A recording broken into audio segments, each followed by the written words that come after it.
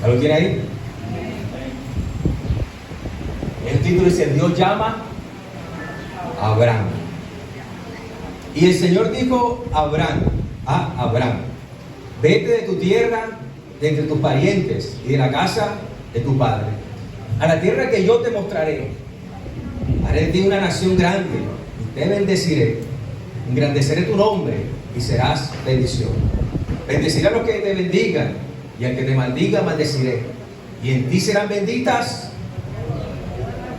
Y en ti serán benditas todas las familias de la tierra. Estamos en una serie de mensajes titulado Jesús, la historia de la salvación. Y estamos viendo a Jesús de Génesis a Apocalipsis.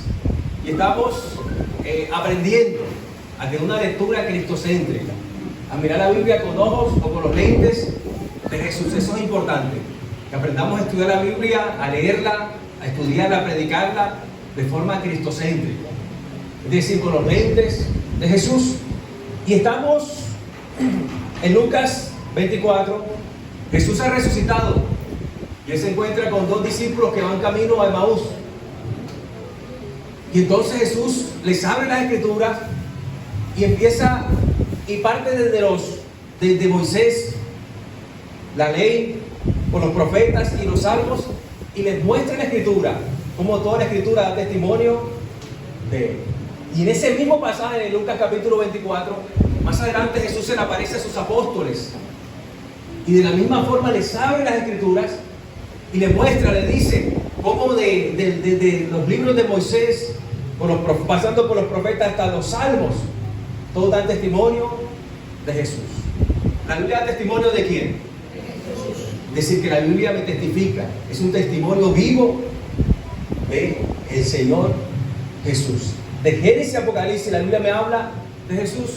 Es más, Jesús dijo en Juan capítulo 5, dice: escudriñen las escrituras, estudienlas, profundícenlas, porque de ellas ustedes piensan que hay vida eterna y ellas son las que dan testimonio de mí. Y no quieren venir a mí para que yo les dé esa vida eterna. Entonces, miren, las escrituras nos llevan a Jesús. Ese es el poder de las escrituras.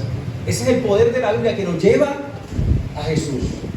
Y Jesús es donde está la vida eterna. ¿En la Biblia hay vida eterna? No. En la Biblia en sí no. Pero ¿cuál es el poder de la Biblia que me lleva a Jesús?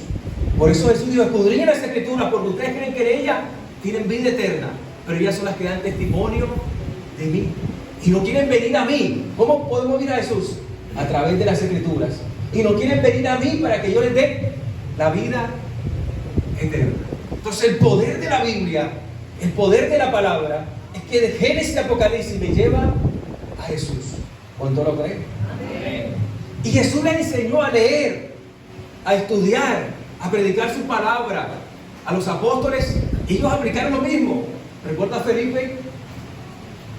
El Espíritu Santo lo lleva a una parte y hay un eunuco, un funcionario de una reina de Candás.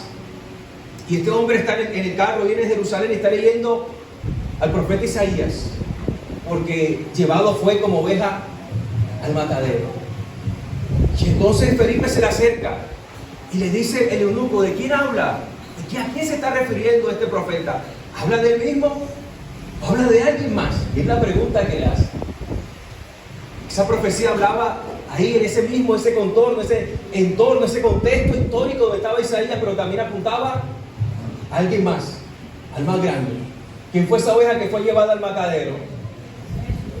¿Quién fue esa oveja que fue inmolada al matadero y que pagó nuestros pecados y que pagó la deuda que nosotros debíamos pagar? Jesús. Entonces dice la palabra que desde ese punto, desde ahí, Felipe empieza a predicarle y muestra cómo las escrituras apunta a quién, a Jesús, que fue el Cordero, y es el Cordero inmolado. Y así usted puede leer a Esteban cuando lo estaban martirizando, lo estaban apedreando. Esteban empezó desde Moisés y empezó a contar la historia por todas las generaciones hasta que llegó a Jesús, dando evidencia que toda la Biblia de Génesis a Apocalipsis, ¿quién habla? De Jesús. Entonces hemos visto a Jesús en la creación, Génesis 1, 2.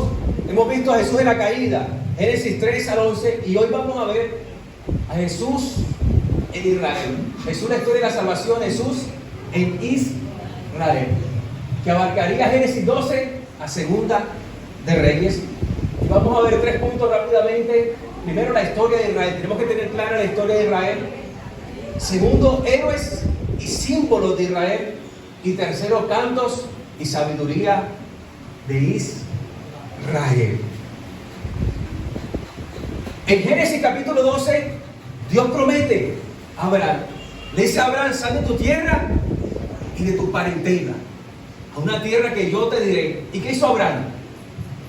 Abraham salió en obediencia. Y Abraham sale y tiene a su esposa Sara, pero su esposa Sara es estéril. Y ya Dios le hace una promesa a Abraham, tenía 80 años, de que su descendencia iba a ser como la arena del mar. Pero ya iban llegando los 100 años Abraham y no se había cumplido. Abraham todavía no tenía a su hijo. Sara iba cumpliendo 90 años y estaba estéril. Pero Dios es fiel. Y Dios no es hombre para mentir, ni hijo de hombre para arrepentirse. Y Él lo que dice, lo cumple. Y a la edad de 100 años, Dios visita a Abraham y a Sara. Y Dios le dice a Abraham: por esta temporada, dentro de un año, Sara concebirá, tendrá en sus brazos un hijo. Y Sara se ríe. Y Dios se da cuenta. ¿Por qué se ha reído Sara?, le dice Dios a Abraham. Y Sara se siente descubierta y dice: no, yo no me he reído. Sí te has reído, le dice el Señor. Por eso el hijo de Sara que ella tuvo, ¿cómo se llamó? Isaac. Isaac significa risa. Y ella dijo: porque el Señor me ha hecho reír aún en mi vejez. Sara tuvo un hijo llamado Isaac a los 90 años. Yo me imagino a Sara entrando al hospital y de pronto la enfermera viene: Sara, ¿qué vienes a hacer, Sara? ¿Vienes a ver a una nieta tuya que está teniendo un hijo? ¿O vienes a ver? No, vengo a dar a luz. ¿Cómo? Con 90 años. Porque lo que Dios hace, lo hace perfecto y en su tiempo. Y entonces Abraham a los 100 años, Sara a los 90, Dios los bendice con un hijo. Un hijo del cual, de esa descendencia de Isaac, de Abraham y Isaac, de ahí, de esa descendencia, ellos son antepasados de Jesucristo, a su nombre. Y entonces Isaac crece. Isaac también se casa y tiene mellos. Tiene mellos Isaac. Recuerdan a Jacob y Esaú, que desde el vientre estaban peleando quién iba a salir primero. Y Jacob salió oyéndole en el talón porque quería salir de primero. Primero salió Esaú. Y entonces crecen Esaú y Jacob. Pero Jacob quiere ganarse las cosas a su manera, no a la manera del Señor. Y entonces inventa una cantidad de tretas y al final se disfraza de su hermano Esaú para que Isaac lo bendiga. Pero le costó la mentira fuertemente, porque su hermano mayor juró que lo iba a matar. Y no disfrutó mucho la bendición porque le tocó salir huyendo, exiliado. Y fue a la casa de su tío Labán y allá siguió con las tretas. Pero para un vivo, otro vivo, ¿cuánto lo creen? Labán se enamoró de Raquel. Jacob se enamoró de Raquel. Y Labán dice: bueno, trabájame 7 años. Dice que le pareció como poco porque la amaba. Pero a los 7 años, Labán lo engaña. En vez de darle a Raquel, le da a Lea, la mayor. Y cuando al día siguiente se da cuenta que no es la que él amaba, se enfada y va a hablar con Labán. ¿Y sabe qué dice Labán? Cálmate, ya somos familia. Trabaja otros 7 añitos y te daré a Raquel. Y él trabaja otros 7 años y le pareció como poco porque ¿qué? Porque la amaba. Y entonces Jacob tiene a su esposa Raquel y también a Lea. Y de ahí nacen 12 muchachos que son las 12 tribus de Israel. Las 12 tribus de Israel. Eso lo vemos en Génesis. Pero en Génesis, ya en los últimos capítulos, vemos que Génesis empieza a hablarnos de José. De esos 2 hermanos nos habla de José, que era el último, el penúltimo. Estaba el Benjamín y seguía José. Pero recordemos que José le pasa algo peculiar, y es que sus hermanos le tienen envidia y lo venden. Es vendido y llevado a Egipto como esclavo. Y allá esclavo de Potifar, luego es encarcelado y luego al final llega delante del rey de Egipto y Dios pone en gracia y él queda como segundo gobernador. Y cuando él se aparece a sus hermanos, él le dice: oigan, en el capítulo 45, no teman, porque no fueron ustedes, fue Dios quien me envió delante de ustedes para preservación de sus vidas. Fue el Señor que me envió. Y entonces José trae a toda la familia de Jacob, 75, y entra en Egipto.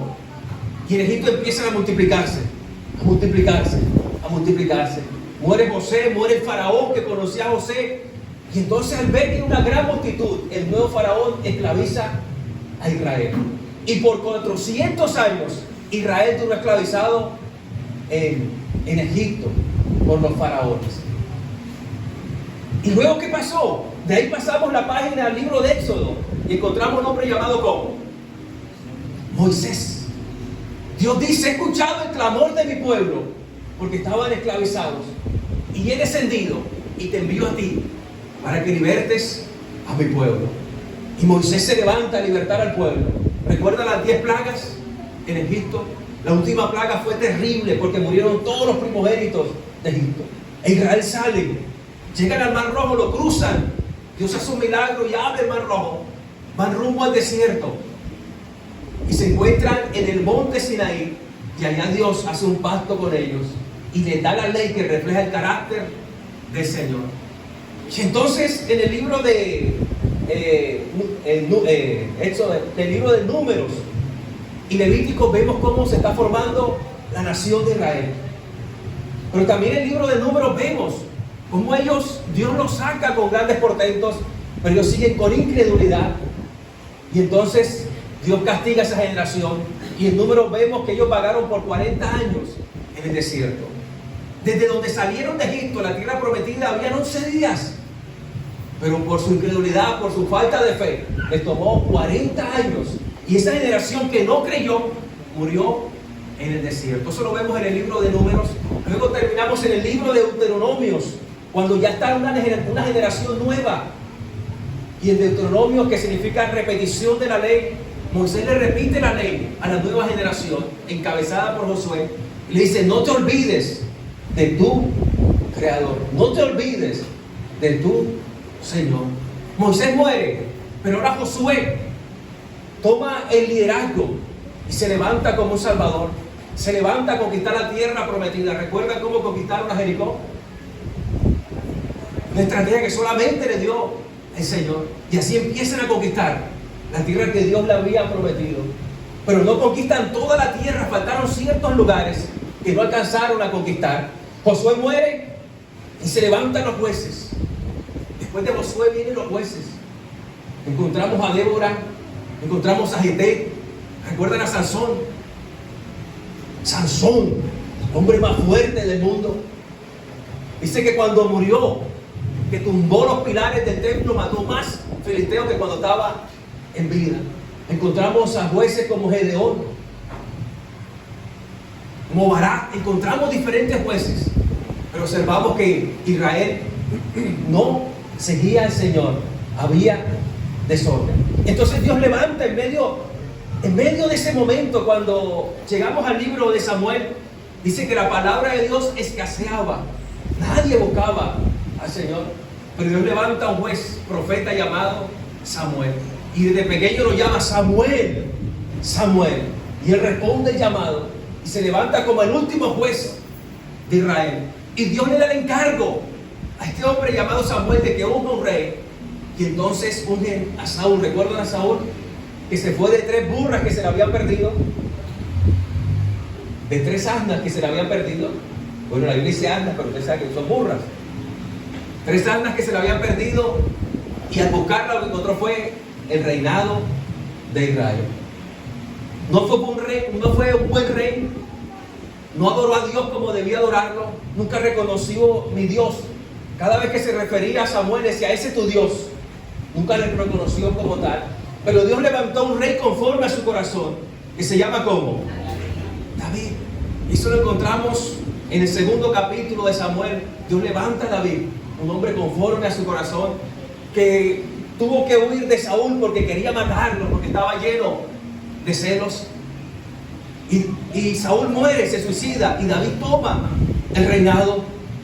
Y entonces toma Jerusalén como su capital, y a Jerusalén traslada el arca. Y en el corazón de David está el deseo de hacer un templo al Señor, a Dios. Pero él le dice: no, tú no me harás templo, tú no me harás casa, tu hijo Salomón me hará. Y Salomón, que heredó el reino de David, le hace una casa, tremendo templo que le hace el Señor. Duró la construcción 7 años. Y Salomón, un hombre sabio, llegó a la edad de oro a Israel. Pero Salomón, vemos una nota triste ya al finalizar el primer libro de Reyes, que Salomón se va detrás de otros dioses y hay disciplina. Entonces Dios quita el trono del hijo de Salomón, Roboam, y le da apenas 2 tribus, y le da otras 10 tribus a Jeroboam, que era un funcionario de Salomón. Y ahora el reino está dividido entre Israel del norte y Judá, o Israel del sur. Y en el libro de Reyes y de Crónicas lo que observamos: reyes que vienen, reyes que van. Pero la maldad, la desobediencia, la incredulidad de Israel llega a tal extremo que Dios debe disciplinarlos. Y en el año 721, Asiria devasta totalmente Israel del norte, y no quedó nada de Israel del norte. Y Judá sigue en la misma forma. Y luego, 100 años después, Judá también es arrasado por los babilonios. Y Babilonia toma a Israel y lleva exiliados a Babilonia. Ya encontramos a Daniel en Babilonia, encontramos a Esther en Babilonia. Pero después de 70 años, como lo profetizó Jeremías, vuelve, pero ya no sigue igual. Nehemías, Esdras levantan el templo, pero ya no es lo mismo. El pueblo queda devastado.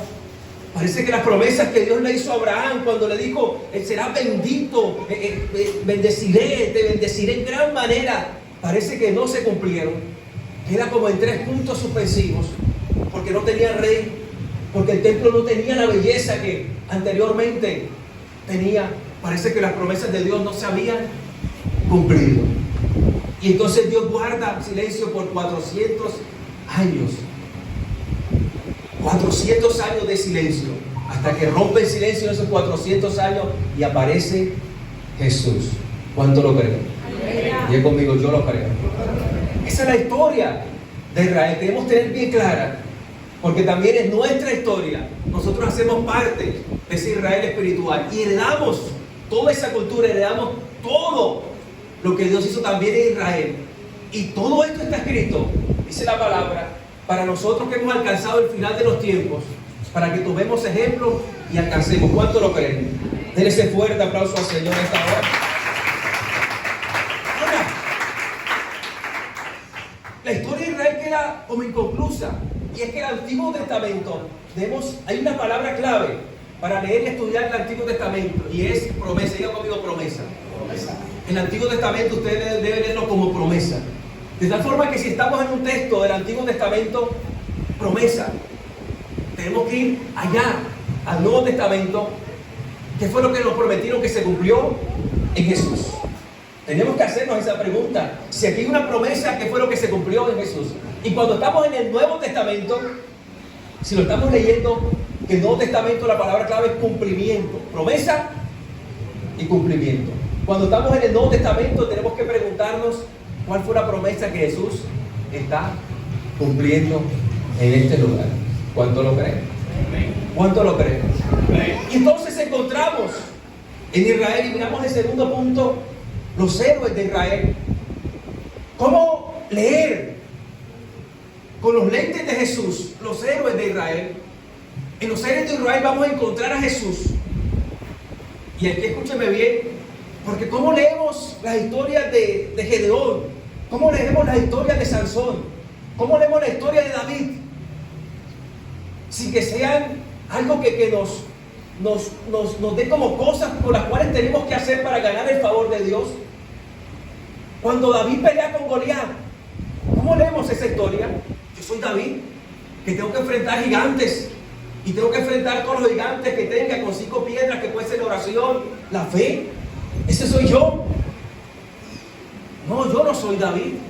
Y las 5 piedras no son la oración, la vigilia, el ayuno, no. Las 5 piedras son 5 piedras. No podemos colocarle a cada cosa símbolos y significados que no le da. La Biblia, debemos tener cuidado con eso. Entonces, escuche esto. En cada héroe de Israel encontramos a Cristo. ¿Cuánto lo creen? Sí, miremos a Abraham. Abraham fue un gran héroe. Pero Abraham también fue tipo, o fue sombra, o apuntó a Jesús. En Abraham encontramos a Jesús. Pastor, ¿cómo puedo ver en Abraham a Jesús? Dice la palabra, hablando del apóstol Pablo, dice que Abraham, estando ya casi muerto, le creyó a Dios y de él salió vida. Y entonces vemos a Jesús, que no casi muerto, sino que muerto totalmente en la cruz. De esa muerte salió ¿qué? Vida. Tanto Abraham como Jesús estuvieron expuestos a la muerte, estuvieron expuestos a no tener vida. Pero de un cuerpo casi muerto de 100 años de Abraham, ¿qué hizo Dios? Sacó vida. Y entonces Abraham está apuntando a Jesús y nos está mostrando que de uno que sí murió en la cruz por usted y por mí, de ese que murió en la cruz, Dios que sacó vida y vida en abundancia. Ahora vemos a Abraham. ¿Recuerdan? Abraham sacrificando. Dios le dice: sacrifícame a tu hijo único, al que amas. Y entonces Abraham va, camina 3 días hasta que llega al monte Moriah, donde va a sacrificar a su hijo Isaac. Y es curioso, ¿sabe por qué? Porque en el monte Moriah fue el lugar donde se fundó Jerusalén. Ahí, en el año 1700 antes de Cristo, ahí donde Abraham iba a sacrificar a Isaac, fue donde se fundó Jerusalén. Y ahí en las afueras de Jerusalén fue donde Cristo fue crucificado. Y Dios nos está testificando a través de este sacrificio que Abraham iba a hacer a Dios, que Abraham, aunque no lo completó, no mató a su hijo, después de 1700 años, Dios sí iba a dar a su hijo a morir por usted y por mí. Y entonces Isaac ve el altar y le dice: papá, ¿dónde está? Bueno, está el altar, está el fuego, pero ¿dónde está el sacrificio? ¿Y qué le dice Abraham? Dios proveerá. Y cuando Abraham va a extender el cuchillo y va a degollar a su hijo Isaac, hay un ángel del cielo que le dice: no lo hagas, porque ahora sé que me amas, porque no me has rehusado a tu hijo único, al que amas. ¿Usted por qué sabe que Dios lo ama? Porque tenemos un Dios que no nos rehusó a su hijo unigénito, a quien él amaba. Dios le dice a Abraham: ahora sé que me amas, porque no me has rechazado a tu hijo único, al que amas. ¿Cómo sabemos que Dios nos ama? Porque Dios nos dio a su unigénito, a quien él amaba, a su nombre. Ese momento cuando Abraham iba a sacrificar a Isaac, me está apuntando a Jesús, me está mostrando el sacrificio de Jesús. Y aunque Abraham no sacrificó a Jesús, Dios Padre llegaría un momento donde sí sacrificaría a su hijo. ¿Usted se imagina el dolor del padre al sacrificar a su hijo? ¿Usted se imagina el dolor de Dios al sacrificar a su hijo? Pero ya 1700 años antes que sucediera, Dios estaba testificando de lo que él iba a hacer para salvación del mundo, a su nombre. Isaac tiene un hijo llamado Jacob, que también es un héroe en Israel, Jacob. Ahora encontramos a Jacob luchando con un ángel. ¿Recuerdan a Jacob? Estaba de noche y luchaba contra un ángel. Y él luchaba y rayaba el alba, a su nombre. Y de pronto Jacob era muy fuerte y luchaba contra él. Y el ángel le da un golpe en el muslo. Y él queda, desde ahí siempre fue cojo Jacob. Pero no le quitó la vida. Ese golpe en el muslo, ese golpe Jesucristo lo recibió en la cruz y Dios sí le quitó la vida a Jesús. Ese momento cuando Jacob estaba luchando con el ángel, también apunta a Jesús. Porque al final el ángel le dice, no te llamarás Jacob, sino que te llamarás como Israel. Porque has luchado con Dios y con los hombres y has prevalecido. ¿Quién fue aquel que luchó contra Dios y con los hombres y murió pero prevaleció? Jesús en la cruz. Jesús en la cruz, en cierta forma, estaba luchando con Dios, porque toda la ira de Dios vino sobre Jesús. Toda la ira que merecíamos nosotros, que nosotros debimos pagar, vino sobre Jesús. Y usted ve que alrededor de Jesús lo están criticando, lo están escupiendo. Los sacerdotes no creyeron, los saduceos, los fariseos no creyeron. Está en contra de todo el mundo. Judas lo vende y hasta Pedro lo niega. Todo el mundo está luchando contra Jesús, hasta el mismo Dios. Y él dice, Dios mío, ¿por qué me has desamparado? Jesús fue el verdadero Jacob, que luchó contra Dios y contra los hombres, y en la cruz prevaleció. Y aunque murió, al tercer día resucitó. ¿Cuánto lo creen? Diga conmigo, yo lo creo. Yo lo creo.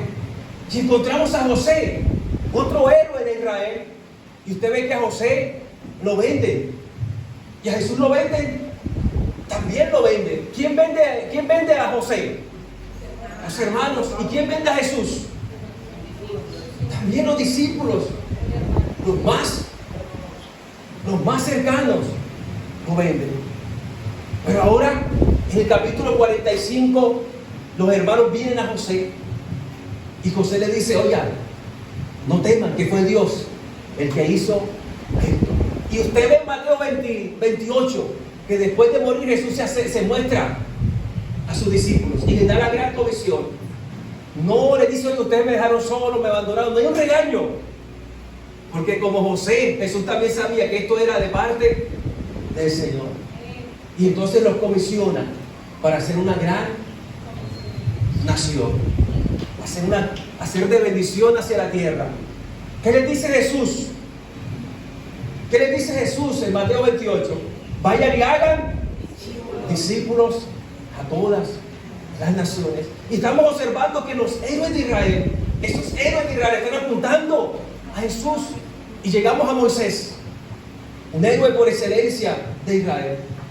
Moisés, cuando iba a nacer, el faraón se levanta a matar a todos los niños, y Moisés lo envían en una canasta. Está pequeño, lo envían en una canasta y es salvado por las aguas. Eso significa Moisés. Jesús, cuando nació, estuvo al borde de la muerte. Alguien lo estaba amenazando. Herodes, ¿recuerda? Esa salvación de las aguas de Moisés está apuntando a Jesús. Nos está mostrando a Jesús, a su nombre. Moisés es llamado a liderar al pueblo a su nombre. Moisés es llamado a liderar al pueblo. Dios forma su carácter. Usted ve que cuando se enfrenta al faraón hay 10 plagas, 10 milagros portentosos que hace el Señor. A la 10ª mueren los hijos mayores, los primogénitos. Y hay un éxodo. El éxodo también es un símbolo que nos habla de Jesús.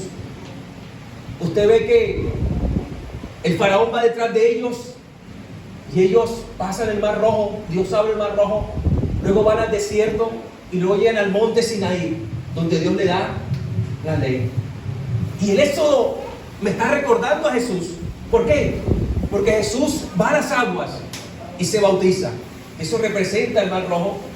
Luego Jesús, de bautizarse, ¿a dónde va? Como Israel va al desierto y es tentado y ayuna 40 días y 40 noches.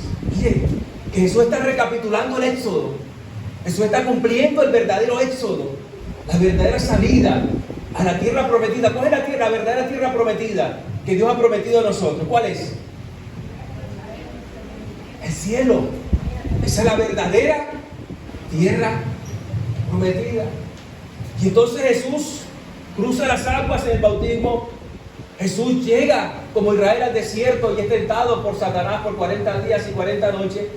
Y usted ve inmediatamente que después de que es tentado, en Mateo 5 sube al monte, el sermón del monte, y ahí dicta la ley.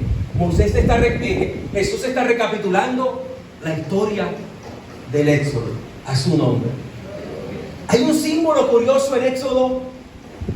El pueblo de Israel peca contra Dios y Dios envía una plaga de serpientes. Y las serpientes están matando al pueblo.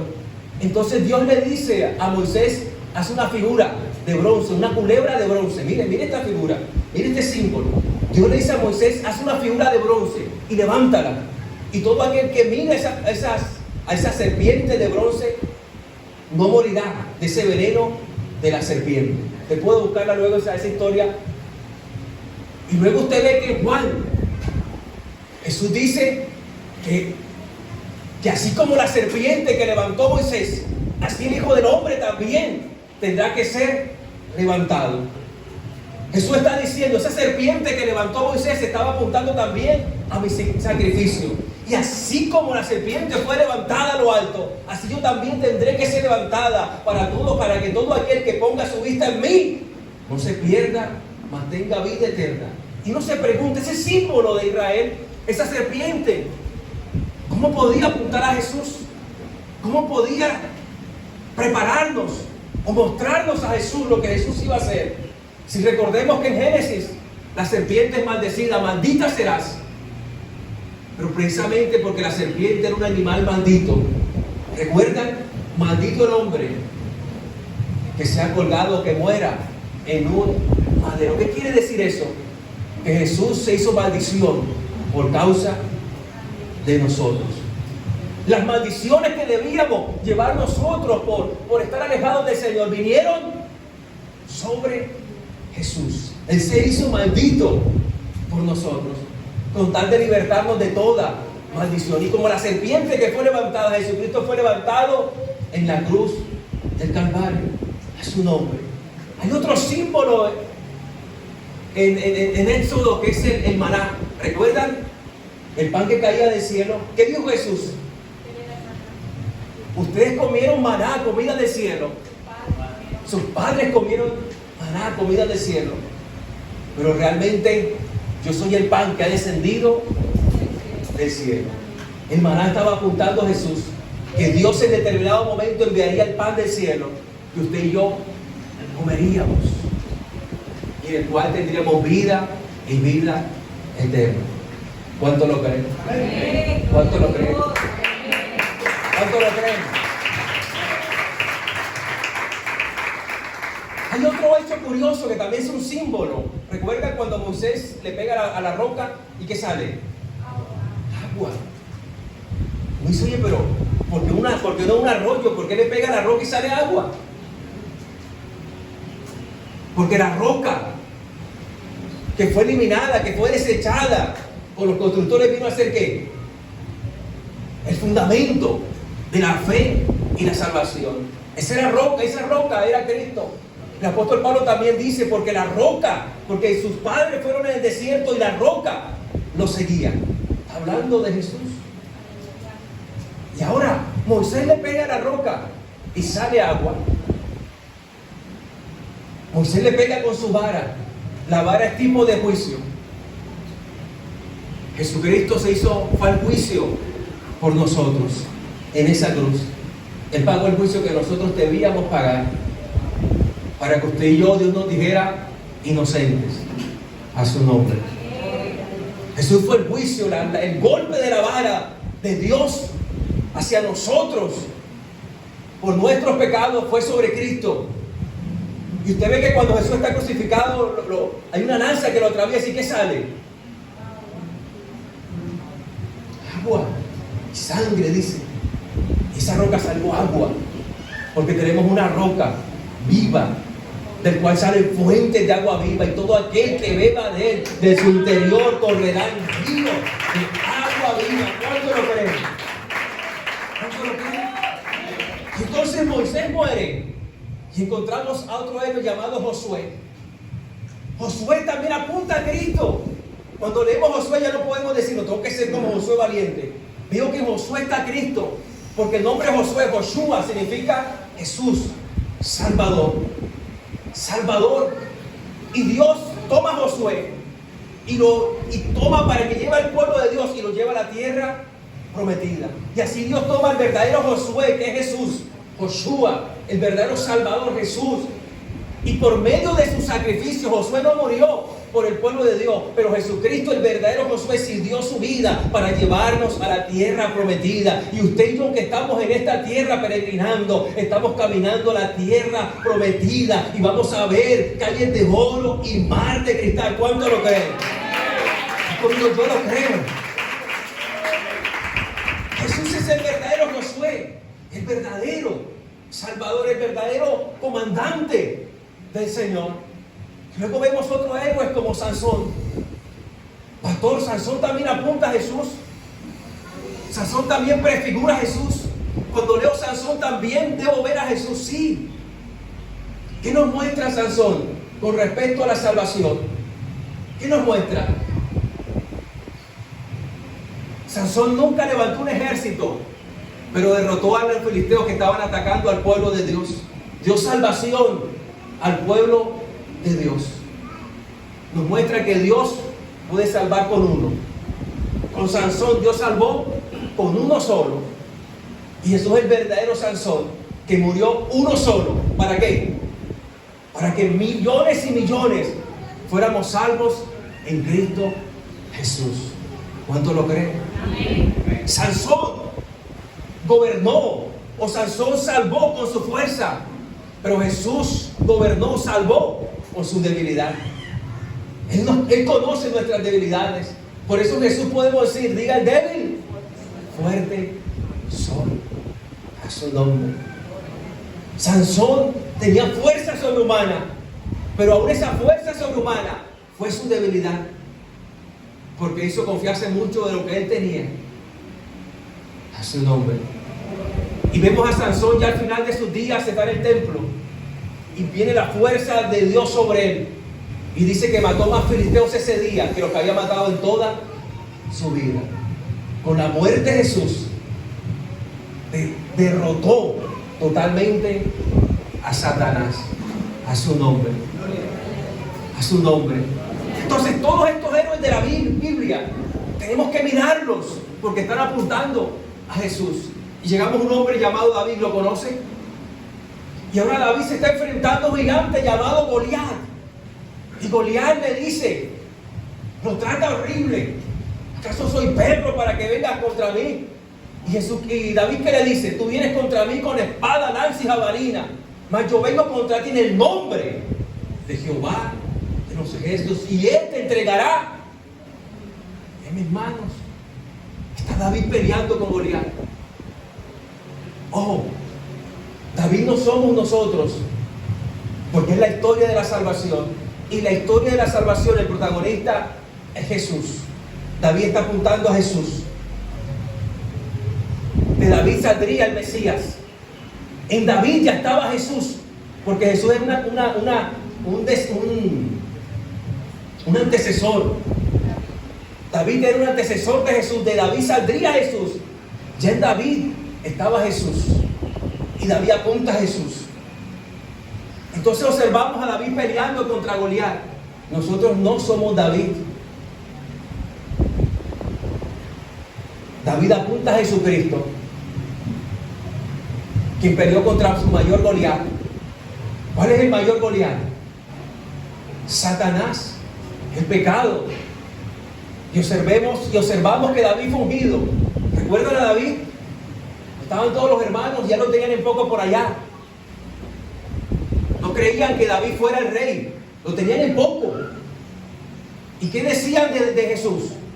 Jesús de Nazaret. ¿Podrá salir algo bueno de Nazaret? A Jesús también lo tuvieron en poco. A su nombre. Luego David es ungido. Y David va a enfrentar a Goliat. Jesús es ungido en Mateo 4 cuando se bautiza. Y luego en Mateo 4 vence al diablo en una tentación. Pelea con ese Goliat y lo vence. Vimos a David que apunta a Jesús, que apunta a la salvación de la cruz, al vencer a Goliat. Y ahora usted ve que el pueblo de Dios, cuando David vence, se levanta, toma fuerza y se van a pelear en contra de los enemigos. Nosotros no somos David. David está apuntando a Jesús.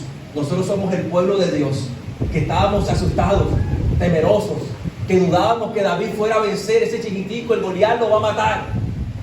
Pero cuando David le cortó la cabeza a Goliat, el pueblo de Dios se levanta. Usted y yo somos el pueblo de Dios en cada historia de salvación. Somos el pueblo de Dios, que porque Cristo murió en nosotros en la cruz podemos levantarnos y pelear la buena batalla de la fe. Después de cada historia, cada argumento de salvación, el pueblo de Dios se levantaba a pelear la buena batalla de la fe. Ahora Cristo nos ha dado la mayor victoria en la cruz del Calvario. Y ahora la iglesia tiene que levantarse y estar en conquista. Iglesia, estamos en conquista. Dios se está levantando a través de nosotros para conquistar a nuestros familiares, para conquistar a nuestros vecinos. Iglesia, levántate a conquistar, porque ya Cristo conquistó por ti en la cruz del Calvario. ¿Cuántos lo creen? En su nombre, Dios levanta a Salomón. Hay una heroína de la fe que se llama Esther, que quizás es poco mencionada, pero Esther, siendo mujer, también está apuntando a Jesús. ¿Recuerdan a Esther? Mardoqueo le dice: oye, hay una amenaza contra el pueblo, y Esther no quiere hacer nada. Y Mardoqueo le dice: puedes callar, pero ciertamente tú y la casa de tu padre morirán. Esther se levanta, se activa, y hace 3 días de ayuno, 3 días en los cuales se iba a encontrar con el rey a su nombre. Y eso también podía ser la muerte, porque si el rey no la mandaba a llevar, ella no podía ir al rey, no podía presentarse delante del rey. Por 3 días Esther también estuvo al borde de la muerte, orando en ayuno, ayunando, así como Jesús 3 días murió, pero al tercer día resucitó. Ahora Esther se levanta y le da una gran salvación al pueblo de Dios. ¿Y qué hace el pueblo de Dios? Cuando llega el día de sentencia, se levanta a conquistar. Y ninguno del pueblo de Dios murió, porque Dios le dio una gran victoria a través de Esther. ¿Cuánto lo creen?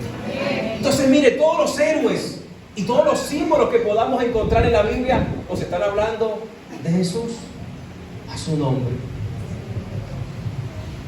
Entonces llegamos a los salmos, a los cantos y a la sabiduría.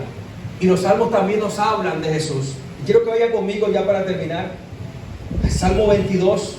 Y observaremos el tercer punto: los cantos y sabiduría de Israel.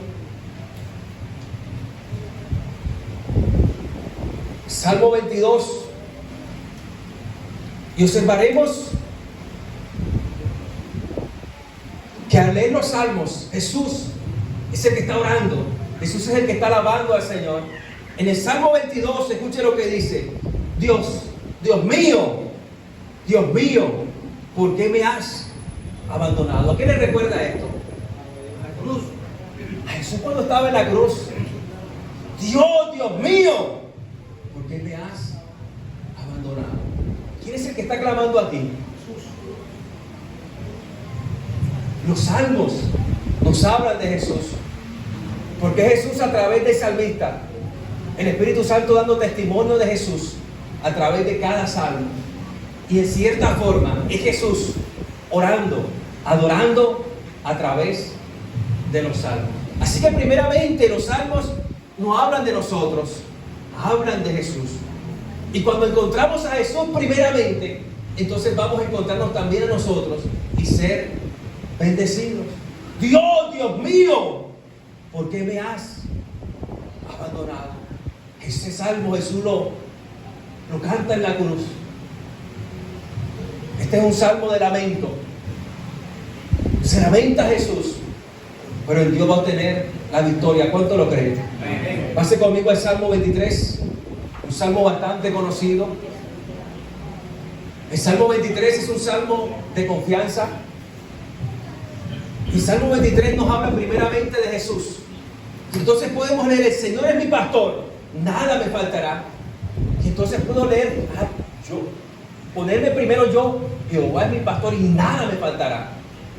Pero ponga primero a Jesús. Jesús es el que está diciendo: Jehová es mi pastor y nada me faltará. Porque está hablando de un pastor y está hablando de una oveja. ¿Y quién fue la oveja perfecta del Señor?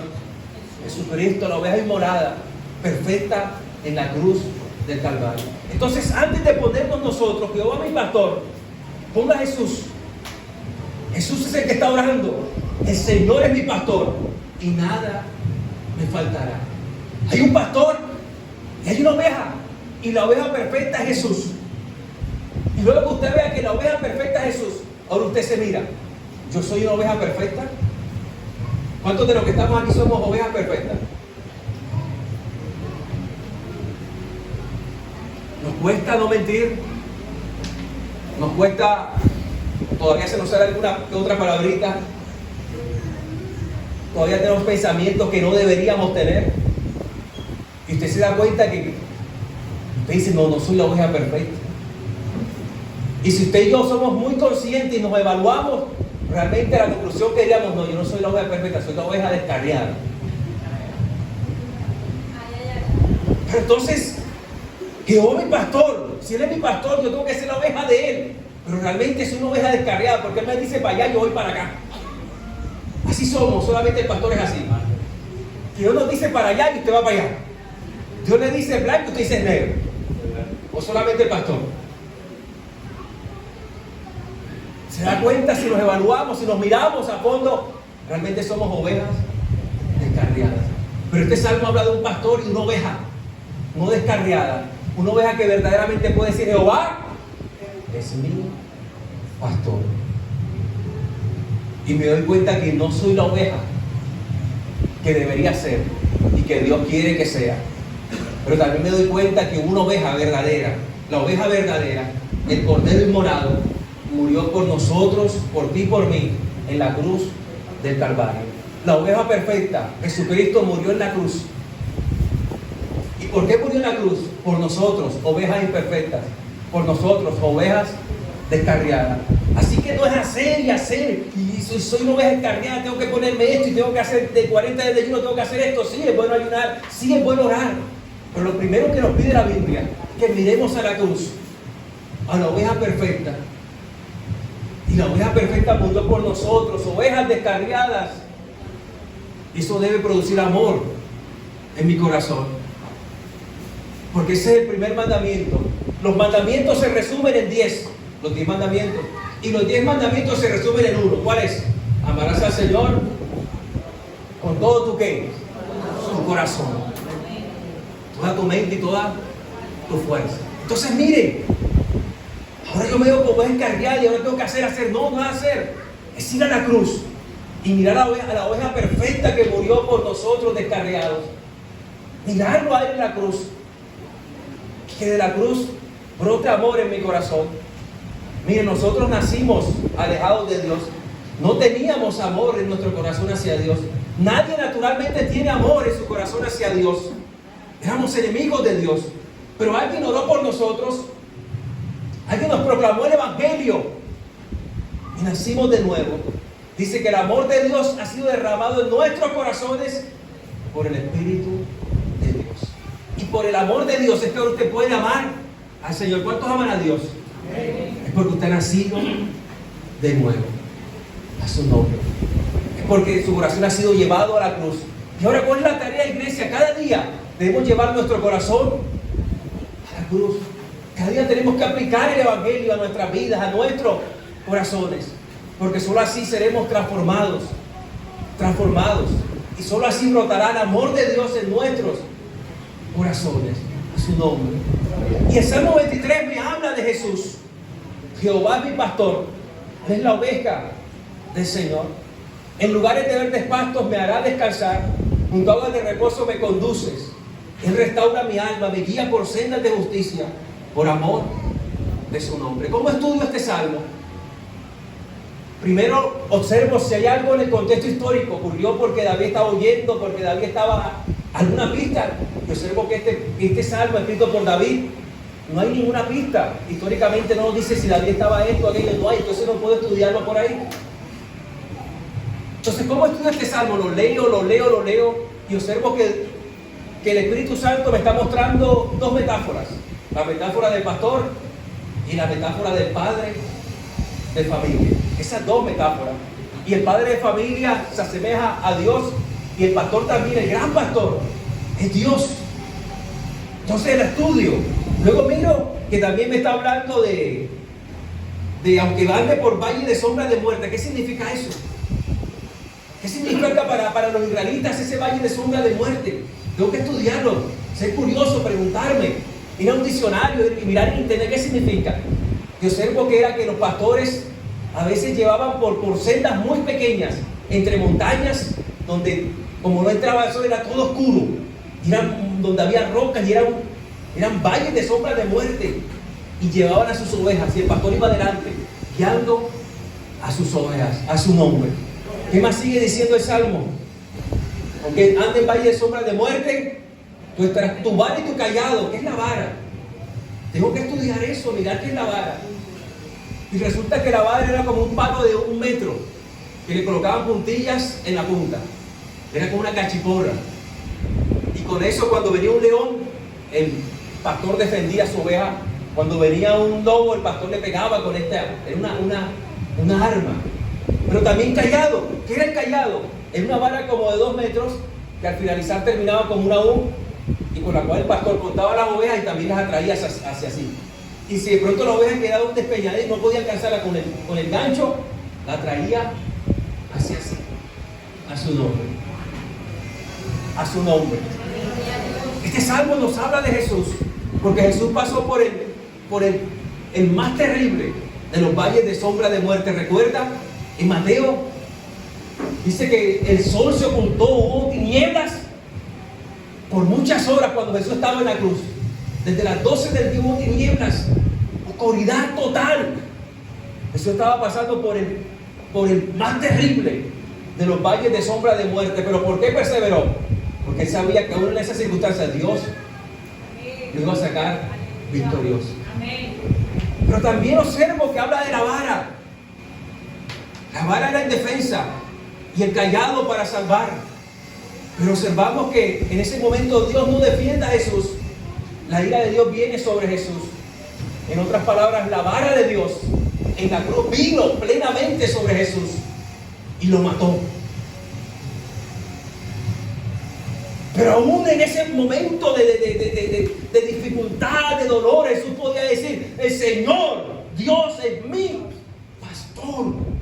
Aún sintiendo la vara plena de Dios sobre él, siendo quebrantado, muriendo lentamente, la vara de Dios plena sobre él, la ira de Dios, en lo más profundo de su corazón pudo cumplir, pudo confiar en el Señor, porque al tercer día, de forma literal, Dios toma su callado y lo trae del lugar de los muertos, y no dejó que su santo viera corrupción.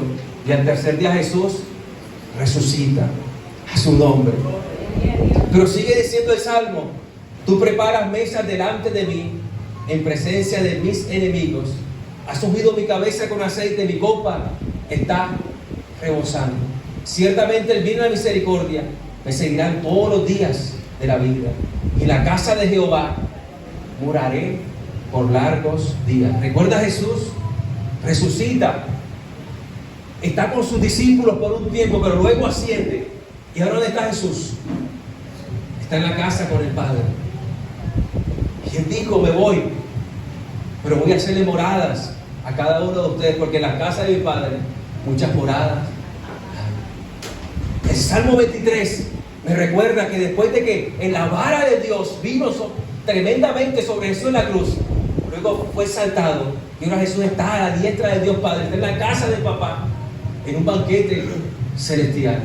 Pero también nos recuerda a nosotros, iglesia, que aunque caminemos por este valle de sombra de muerte que es el mundo, Dios está con nosotros como poderoso gigante, y que vamos paso a paso que demos el Evangelio, estamos acercando a la casa de nuestro Padre Celestial, y algún día podremos decir: y en la casa de Jehová nuestro Padre moraremos por largos días en Cristo Jesús. ¿Cuánto debe esa casa celestial? Hacia allá vamos caminando, iglesia. Y levanta tus manos. Levanta tus manos a esta hora. Mira la cruz. Lleva tu corazón a la cruz.